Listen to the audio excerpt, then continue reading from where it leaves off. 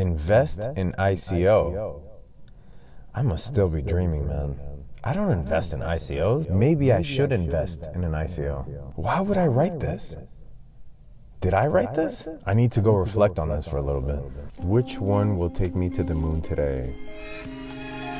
This one.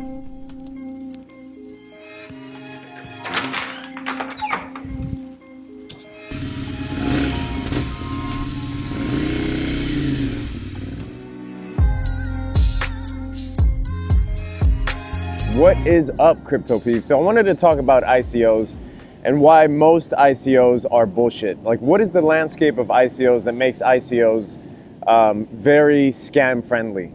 So let's first get something out of the way. A lot of investors try to draw parallels between ICOs and IPOs. And the only way that they're truly similar is in their acronyms, and that's it. In ICOs, there's absolutely zero regulation. There's no oversight.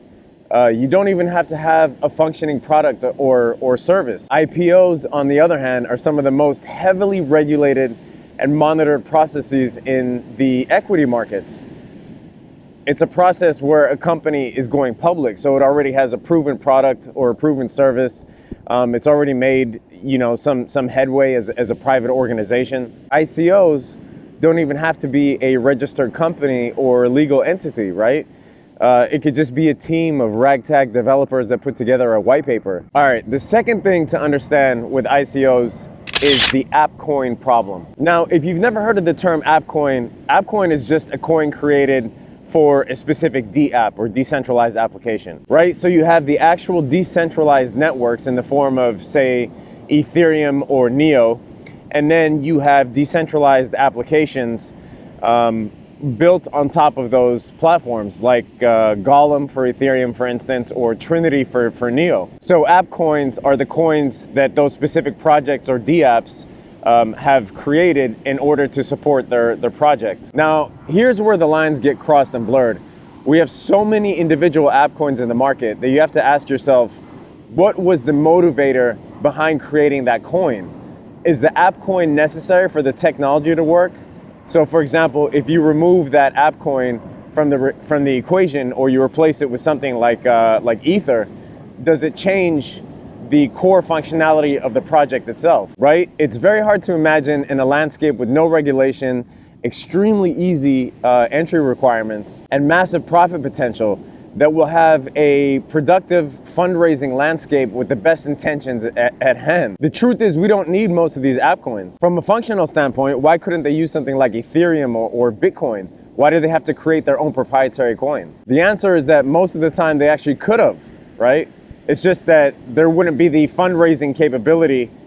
The fundraising capability wouldn't exist otherwise. See, when you invest in an ICO, you need to get something back in return. And since crypto doesn't yet deal with things such as registered securities, the best they can offer you is some proprietary coin that they created, which most of the time is useless and isn't even vital to the project's functionality. While in some cases, these projects are dependent on the coins they created, most of these coins are useless, and we don't need 1,000 proprietary app coins. The reason we have so many is because anyone can create one, right? The barrier to entry is so low, and the possibility to make easy money is so high. Just based on what we know about markets and more concisely about human nature, what kind of environment do you think we'll have with these factors considered? So again, what is the purpose of most of these app coins, especially in the context of ICOs? Most of the time, absolutely nothing besides the ability to make heaps of cash. Some of them with the great intention of building a successful blockchain or DApp or crypto project. But most come with nefarious intentions, right? Just to run off to make as much money as possible and run off with people's money. It's so easy to make a token. Just take a look at one person's troll project, right? I don't know if you guys have ever heard of the useless Ethereum token. I'll put some screenshots up right now. But the useless Ethereum token was basically somebody was trolling how easy it was to not only create a coin, a proprietary app coin, but also how easy it was to raise funds, even for something like the Ethereum useless token, where he or she, I don't know who the person was behind it, but they basically said that I'm going to, the only reason I created this token is to take your money. Here's the token, give me your money. And currently it sits on CoinMarketCap and has a market cap of, I think, 150,000 or so. At one point it was up to around 400,000, I believe. And lastly, the third issue that I wanted to discuss with ICOs is a very problematic one. The fact that you don't have to have a functioning service or product or anything proven in order to raise funds. And that is a huge issue, right? A lot of ICOs are created with the intention of running like a startup would in the internet world, where you don't yet have anything proven and you just have an idea and maybe a team, and you need some money to get it off the ground. But again, this also creates a landscape just rife with shadiness. Anyone can launch an ICO, to be honest. All you need is a white paper, a website, and a bunch of developer bios, and that's it. You don't even have to have a functioning product or service. You don't have to have developed anything. And back to the comparison with IPOs, which really isn't a comparison. An IPO can't happen without a company actually being a registered company with a functional service or product that's already proven. So in conclusion, very rarely does a distributed application need its own token unless there's very specific functionality that doesn't already exist. And those ICOs and projects are literally like 1 in 100.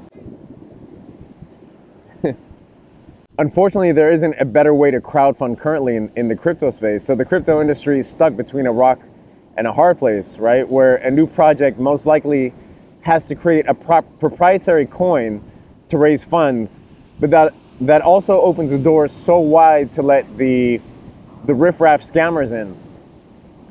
So you're probably asking yourself, how would a project get public funding if it doesn't issue a coin? Well, in the future, I think we'll see more venture capital money trickle in, along with heavy regulation on the ICO process. And I think that'll be good for the long run in crypto. You see with these like SEC Congress meetings and all these World Economic Forums where they're focusing on cryptocurrency, they always bring up the ICO process. Surprisingly, rarely is the actual idea of cryptocurrency criticized as heavily as the ICO process is. You always hear about the ICO regulation or the necessity for having ICO regulation, and I'm fully on board with that, right? Like, we need a better way to raise money for actual legit cryptocurrency projects, and I think in the future we'll definitely see that. And the only ICOs that you'll see pop up in the future are ones where there is a legitimate project behind it, and all the scammers will be weeded out by the regulation and by the fact that venture capital money will trickle in. All right, guys, that's it for the video. Leave your comments, leave your crypto addresses in the comments. Most importantly, subscribe here. Bitcoin giveaway, 10,000 subscribers. Sign up to the Patreon for the trade alerts. Join the Discord, it's free. And I'll see you in the next video. Peace.